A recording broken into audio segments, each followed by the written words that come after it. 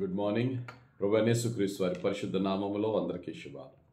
ఈరోజు అనుదిన ఆత్మీయ ఆహారంగా యోహాను సువార్త 11వ అధ్యాయం 4వ వచనాన్ని ధ్యానించుకుందాం. యేసు అది విని, ఈ వ్యాధి మరణము కొరకు వచ్చినది కాదు, కానీ దేవుని కుమారుడు దాని వలన మహిమపరచబడినట్లు దేవుని మహిమ కొరకు వచ్చినదనెను. చదవబడిన వాక్యంలో మనం చూస్తే యేసు ప్రభు అంటున్న మాట ఇది. ఈ వ్యాధి మరణము కొరకు వచ్చినది కాదు, దేవుని కుమారుడు దానివల్ల మహిమపరచబడినట్లు.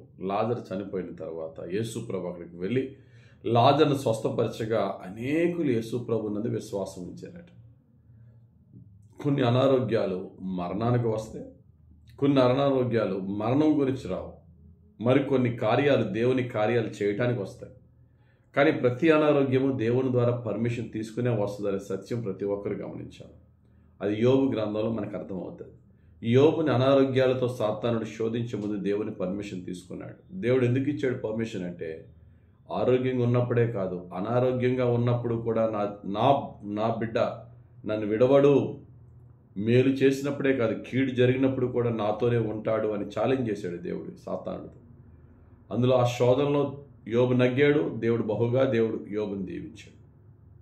నీ జీవితంలో, నా జీవితంలో అనారోగ్యాలు వచ్చినప్పుడు కృంగిపోవద్దు. ఇది నా ప్రభువుకు తెలిసే వచ్చిందనే సత్యాన్ని గమనించాలి.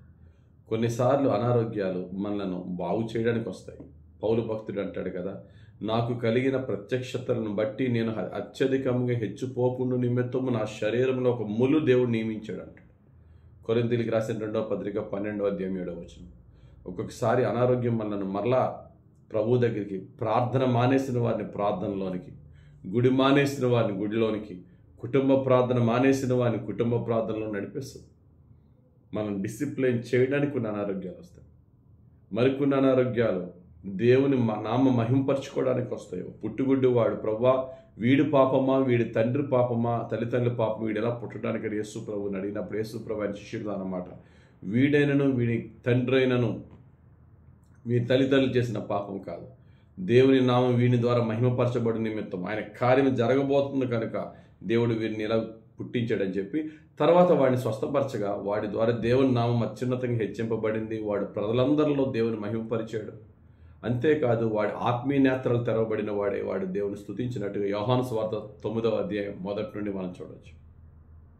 కొన్నిసార్లు కొన్ని అనారోగ్యాలు, కొన్ని వ్యాధులు దేవుని సేవకు లేక సేవను స్థిరపరచడానికి దేవుడు కొన్ని అనారోగ్యాలు కొంతమందికి అలవ చేసి దేవుని సేవకుల యొక్క ఉనికి, దేవుని సేవకుల యొక్క శక్తి ఆ ఊరంతా ప్రకటించుటకు కూడా దేవుడు వాడుకుంటాడు. ఓడ బద్దలయ్యి మెలితే అనే దీవి కొట్టుకొచ్చినప్పుడు యోబు భక్తుడైన పౌలు గారు ఆ మిలితే అనే దీవిలో పొప్లి అనే ఆ ఏరియాలో, ఆ ఐలాండ్లోన ఒక పెద్ద తన తండ్రికి అనారోగ్యం వచ్చింది. విపరీతమైన ఫీవర్తోనూ బ్లడ్ మోషన్స్తోనూ బాధపడుతున్నాడు. అటువంటి స్థితిలో భక్తుడైనటువంటి పౌలు వెళ్ళి ప్రార్థన చేయగా అతనికి స్వస్థత కలిగినప్పుడు ఆ ఊరు పెద్ద అత్యున్నతంగా వారికి పరిచర్య చేశారు. ఊరు వారందరూ వచ్చి స్వస్థత పొందారు. ఊరు వారందరూ ప్రభువుని తెలుసుకున్నారు.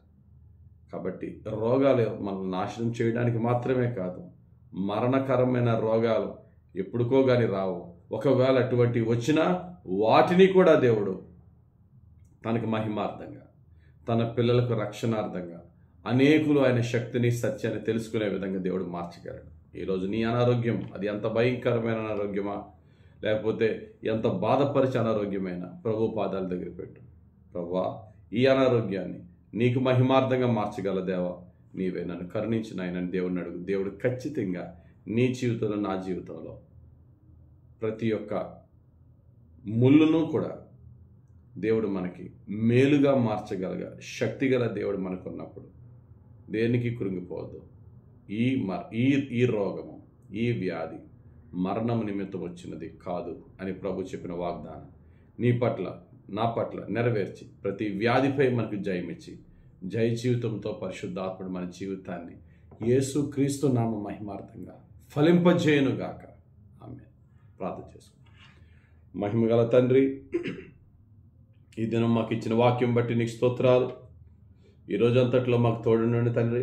మాకు వచ్చిన ప్రతి చిన్న అనారోగ్యం నుండి పెద్ద అనారోగ్యం వరకు నీ పాదాలకు అప్పగిస్తున్నాం. దేనికి భయపడక అప్పగిస్తున్నాం.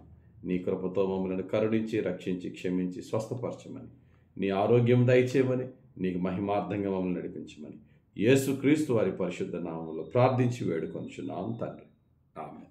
తండ్రి యొక్కయు, కుమారుని యొక్కయు, పరిశుద్ధాత్మ దేవుని అభిషేకం హెచ్చుగా మనపై దిగి వచ్చి మనలను సర్వసత్యములోనికి, సంపూర్ణ ఆరోగ్యంలోనికి, యేసుక్రీస్తు మహిమార్థ జీవితంలో నడిపించి దీవించును గాక. ఆమేన్, ఆమేన్, ఆమేన్. God bless you. Have a very blessed day.